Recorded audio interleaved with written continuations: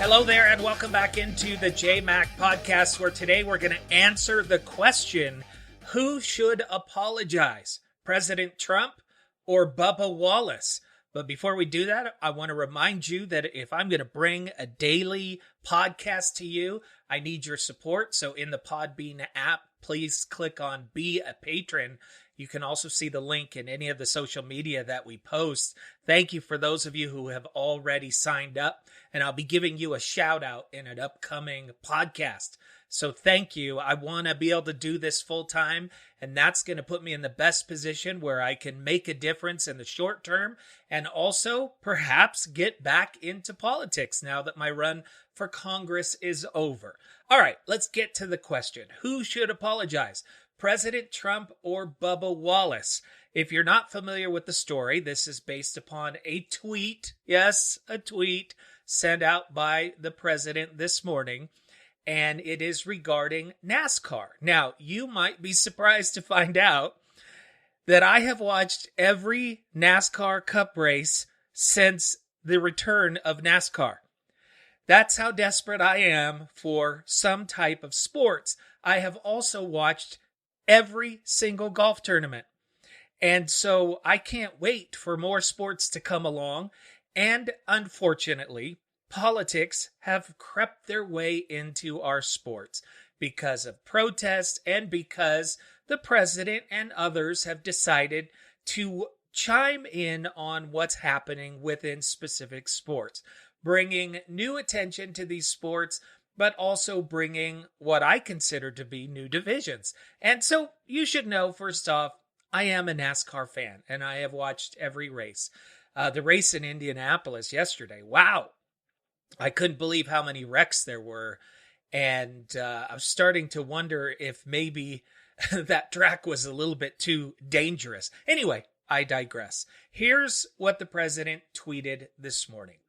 Quote, "Has Bubba Wallace apologized to all those great NASCAR drivers and officials who came to his aid, stood by his side, and were willing to sacrifice everything for him, only to find out that the whole thing was just another hoax?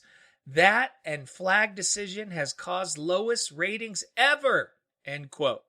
So the president is talking about a situation that happened in NASCAR where inside the garage of Bubba Wallace, there was a rope that is designed to open and close the garage. And the end of this rope was fashioned as a noose. It was seen, and Bubba Wallace, being the only African-American driver in the Cup Series, was shown a tremendous amount of support as it was in his garage. And it was an experience that I don't know if you witnessed it personally. I suggest that you go and you YouTube it because it was incredible. All of the drivers got together. They got out on pit row, all of the crew members, and they pushed his car, Bubba Wallace's car, down to the end of pit road in a show of support. So here we have a situation where a tragedy or a misunderstanding or whatever you want to call it resulted in people being unified, people coming together. Now that's what should happen when there is some type of bad event or tragedy. They came together, and good leadership, and this is one of the reasons why I ran for Congress, good leadership unites people. I mean, you know that you've heard this on my show over and over again, that sometimes it takes the worst in humanity to bring out the best in humanity. And that's what happened with NASCAR. This news, whether it was a joke, whether somebody intended on doing it or sending a message, it was a tragedy. It was the worst of humanity. And what happened? People from all sides came together and they unified around one person to show support. This, to me, is an example of America's greatness. It was, I'll be honest with you, it brought a tear to my eye. And we learned more about it as time went along. it turns out that Bubba Wallace was not the one who found the noose. It was another driver. It also turns out that the noose had been in the garage for months, long before Bubba Wallace was ever assigned to that garage. So you can say that it wasn't meant for him. It was just a coincidence that he was assigned to that garage. But so let's deal with this issue of who should apologize.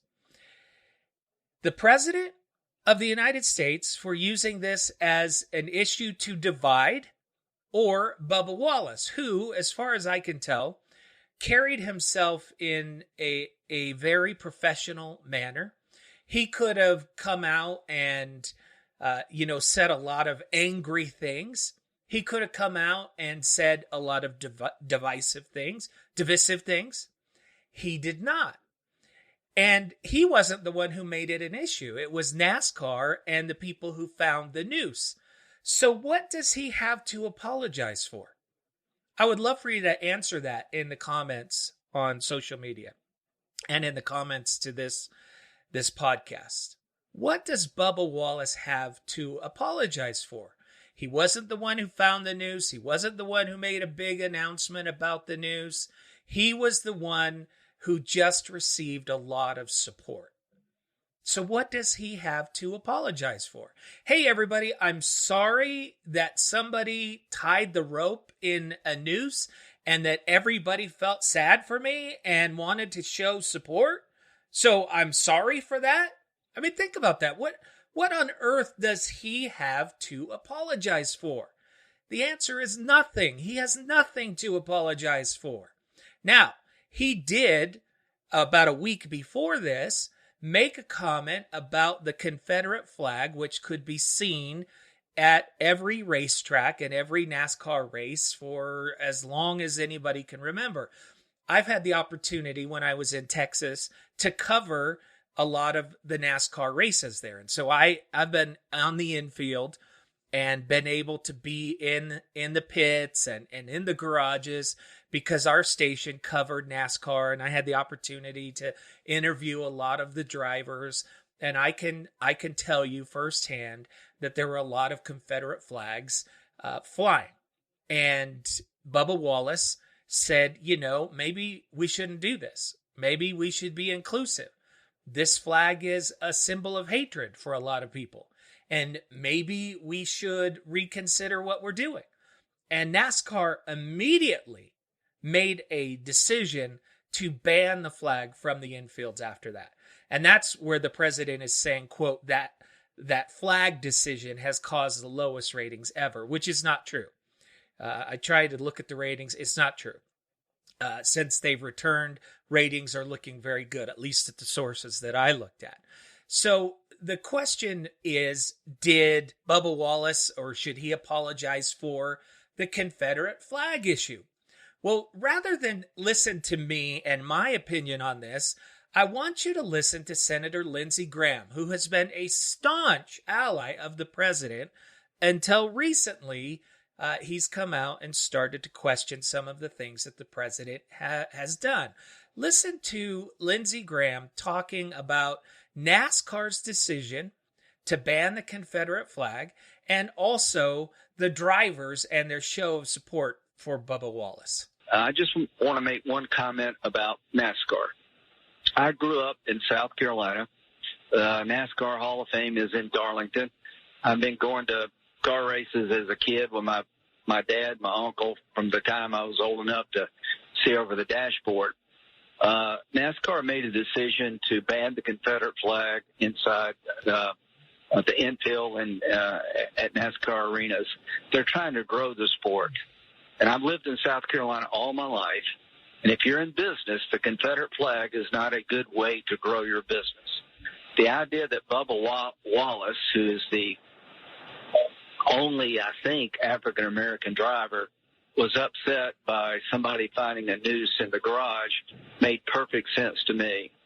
So what I would tell people from outside of South Carolina, that NASCAR is trying to grow the sport. And one way you grow the sport is you take images that divide us and ask that they not be brought into the venue. That makes sense to me. Well, I don't think Bubba Wallace has anything to apologize for. I do say this about the drivers. Even though it was a noose created to hold the door open, in the times in which we live, there's a lot of anxiety. So what did you see? You saw the best in NASCAR. When there was a chance that it was a threat against Bubba Wallace, they all rallied to Bubba's side.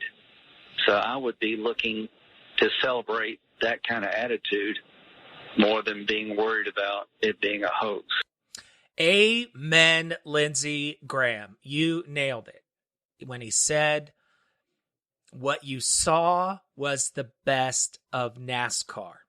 And again, I will remind you that what I believe makes this country great and also makes humanity great is that in the worst of times, we unify, we come together. But as of late, our politics have sent us in a completely different direction. And we now capitalize on these opportunities to divide, to foment hatred, to gin up a base, to play to people's preconceived notions. And I would suggest to you, once again, as I always have, that good leadership seeks to unify. You look back at all of the moments in our history when we think about those most cherished speeches from presidents or cherished actions that are celebrated in statue and other ways. You find moments where the president sought to unite, not to divide. President Lincoln, in his second inaugural address, when the nation was divided in civil war, in his speech, he talked about malice towards none and charity for all. He could have used that opportunity to divide and to create hatred. He sought to bring together and to unify. And that's what should be happening in our trials that we're facing right now. The trials that we're facing over the racial divide, the trials that we're facing over the pandemic. We should be coming together as a nation. We should be united in a cause that fights for freedom and equal and fair treatment for all, and that fights for the return of this country to greatness by reopening, but doing so in a way that protects everybody and keeps as many people alive as possible.